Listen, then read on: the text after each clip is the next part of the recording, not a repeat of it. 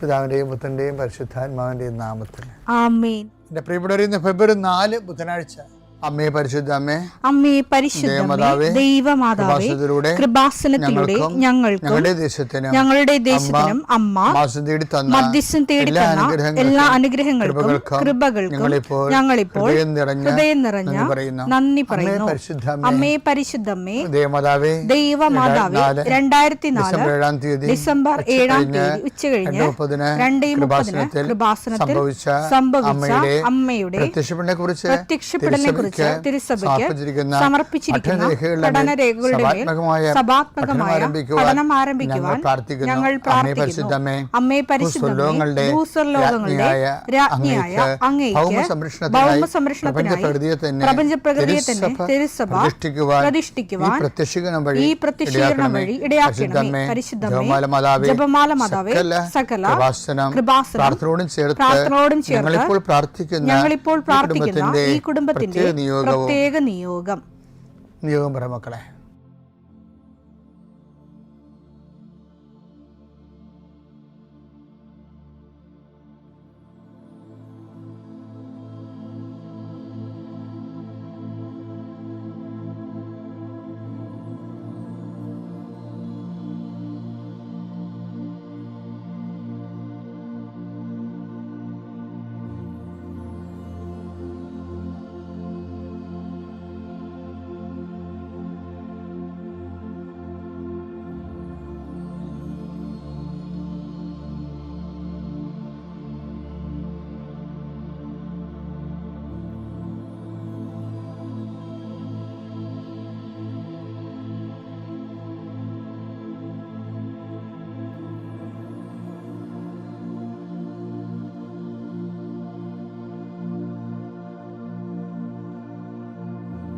അമ്മയുടെ പ്രത്യക്ഷീകരണത്തിന്റെ ഈ അനുഗ്രഹവേളയിൽ ഞങ്ങൾക്ക് സാധിച്ചു തരുവാൻ കനിയണമേ. ആമേൻ. വിശ്വാസ പ്രമാണം.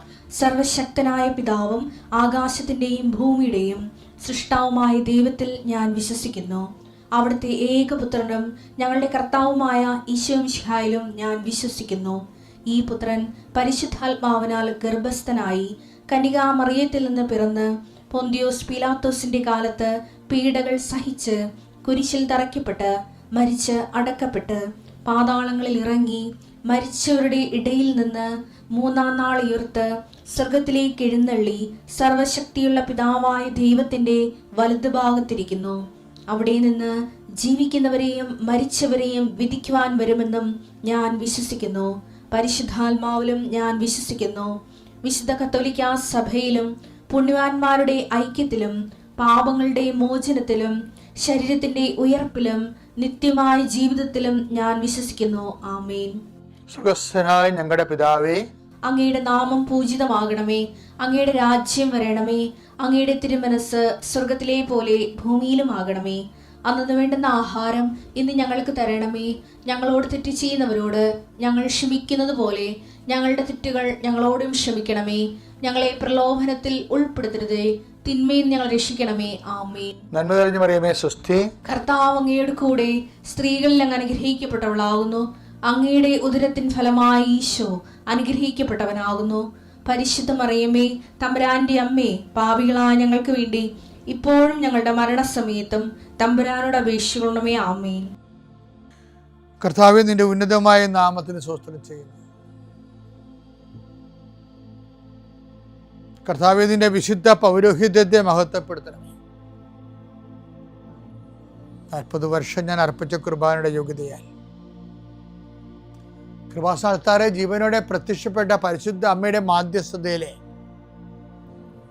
ഞാൻ അങ്ങയുടെ മക്കൾക്ക് വേണ്ടി പ്രാർത്ഥിക്കുന്നു. അമ്മേ,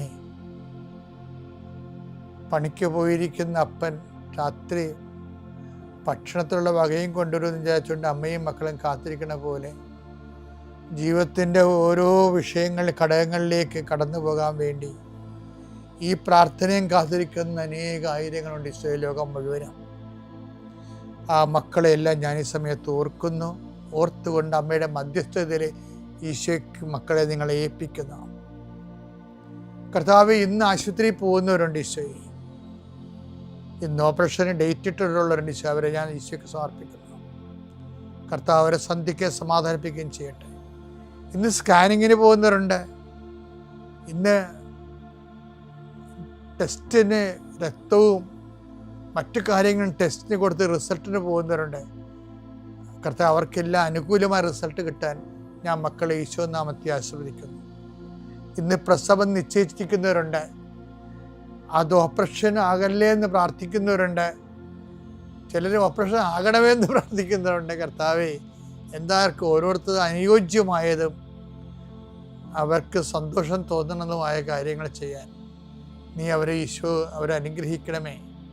എൻ്റെ കർത്താവിൻ്റെ ഉന്നതമായ നാമത്തിൽ, സഭയുടെ അധികാരത്തിൽ, കുരിശിൻ്റെ അടയാളത്തിൽ, ദൈവത്തിൻ്റെ ശക്തിയാൽ നിൻ്റെ എല്ലാ ജീവിത തടസ്സങ്ങളെയും നീ ആഴ്ച നേരിടാൻ പോകുന്ന മുഴുവൻ ദോഷങ്ങളെ ഈശോ നാമത്തിൽ ബന്ധിക്കുന്നു.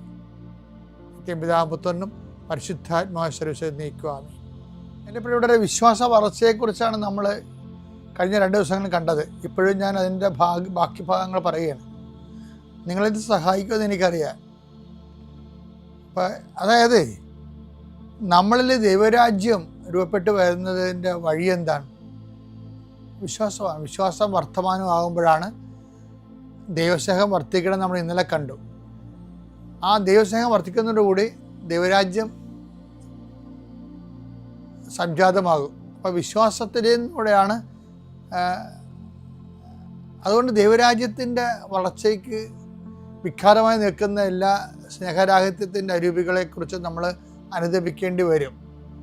ആ ഒരു സൂചനയാണ് കർത്താവ് ആദ്യമേ തരുന്നത്. മർക്കോസിൻ്റെ 1:14-15 എടുത്തേ. യോഹന്നാൻ ബന്ധനസ്ഥനായപ്പോൾ യേശു ദൈവത്തിന്റെ സുവിശേഷം പ്രസംഗിച്ചുകൊണ്ട് ഗലീലയിലേക്ക് വന്നു. അപ്പൊ ദൈവത്തിന്റെ സുവിശേഷം പ്രസംഗിച്ചുകൊണ്ട് കർത്താവ് ഗലീലയിലേക്ക് വന്നു. അവൻ പറഞ്ഞു, സമയം പൂർത്തിയായി, ദൈവരാജ്യം സമീപിക്കുകയാണ്. ഈ ദൈവരാജ്യവും ഇനിയിപ്പോ ഇതുമായി കണക്ഷനുള്ള ഏതാണെന്ന് നോക്കിയേ. ദൈവരാജ്യം സമീപിച്ചിരിക്കുന്നു. അനുദപിച്ച് സുവിശേഷത്തിൽ വിശ്വസിക്കുക. അപ്പൊ സുവിശേഷത്തിൽ വിശ്വസിക്കുന്നതിലൂടെയാണ് ദൈവരാജ്യത്തിലേക്ക് മനുഷ്യൻ പ്രവേശിക്കുന്നത്. അപ്പൊ വിശ്വാസത്തിലൂടെയാണ് ദൈവരാജ്യത്തിലേക്ക് പ്രവേശിക്കുന്നത്. അപ്പൊ ഈ വിശ്വാസത്തോടെ നമ്മൾ ദൈവരാജ്യത്തിലേക്ക് പ്രവേശിച്ചു കഴിഞ്ഞാൽ പിന്നെ എന്താണ്? പിന്നെ പറയണത് അതിൻ്റെ വളർച്ചയെക്കുറിച്ചാണ് പറയണത്. അത് വളർച്ച ഓരോ ഘട്ടങ്ങളുണ്ടാവും. മർക്കോസിന്റെ 4:26 വായിച്ച്. അവൻ പറഞ്ഞു ദൈവരാജ്യം ഒരുവൻ ഭൂമിയിൽ വിത്ത് വിതയ്ക്കുന്നതിന് സദൃശം. ഭൂമിയിൽ വിത്ത് വിതയ്ക്കുന്നതിന് സദൃശം. അവൻ രാവും പകലും ഉറങ്ങിയും ഉണർന്നും കഴിയുന്നു. അവൻ അറിയാതെ തന്നെ വിത്തുകൾ പൊട്ടിമുളച്ചു വളരുന്നു. ആദ്യം ഇല. ദൈവരാജ്യം നമ്മൾ വളരുന്ന രീതി കണ്ടില്ലേ? വിശ്വാസ വളർച്ച അനുസരിച്ചാണ് ദൈവരാജ്യം വളർന്നു വരണത്. അതിന്റെ ഫസ്റ്റ് സ്റ്റെപ്പ് എന്താണ്? ആദ്യം ഇല, പിന്നെ കതിർ. രണ്ടാമതൊരു സ്റ്റെപ്പ് ഉണ്ട് വിശ്വാസ വളർച്ചയുടെ. രണ്ടാമത്തെ സ്റ്റെപ്പ് എന്താ? പിന്നെ കതിർ. തുടർന്ന് കതിരിൽ ധാന്യമണികൾ. മൂന്നാമത്തെ സ്റ്റെപ്പ് എന്താണ്? തുടർന്ന് കതിരിൽ ധാന്യമണികൾ. ഇങ്ങനെ ഭൂമി ഫലം പുറപ്പെടുവിക്കുന്നു. അപ്പൊ വിശ്വാസത്തിന്റെ വളർച്ചയില് ആദ്യം ഇലയുണ്ട്, പിന്നെ കതിരുണ്ട്, പിന്നെ കതിർ നിറച്ച് ധാന്യമണികളുണ്ട്. അപ്പൊ വിശ്വാസത്തിന് എപ്പോഴും പറയണത് ഒരു വിശ്വാസത്തിന്റെ വളർച്ചയിൽ നിന്നാണ് നമ്മൾ ദൈവരാജ്യം രൂപപ്പെട്ടു വരുന്നത്. ദൈവരാജ്യവും വളരുന്നത് സ്റ്റെപ്പ് ബൈ സ്റ്റെപ്പാണ്. എന്ന് വെച്ചാൽ എൻ്റെ മക്കളെ, നമുക്ക് കലപ്പയിൽ നമ്മൾ കൈവച്ചിരിക്കുന്ന ഉടമ്പടിയിലൂടെ പിന്തിരിഞ്ഞ് നോക്കാൻ പറ്റത്തില്ല. നമുക്ക് മുന്നോട്ട് പോയേ പറ്റത്തുള്ളൂ. പക്ഷെ മുന്നോട്ട് പോകണമല്ല പ്രശ്നം, വളരാതെ പറ്റത്തില്ല. അപ്പോൾ കർത്താവിനോട് എപ്പോഴും പ്രാർത്ഥിക്കണം, കർത്താവേ ഞങ്ങളെ വിശ്വാസത്താൽ വളർത്തണമെന്ന് പ്രാർത്ഥിക്കണം. അതൊരു മെയിൻ സംഭവമാണ്. ഞങ്ങളെ സുവിശേഷത്തിൽ വളർത്തണമേ, പരസ്നേഹത്തിൽ വളർത്തണമേ, അങ്ങനെയുള്ള ഉടമ്പടിയിൽ വളർത്തണമേ.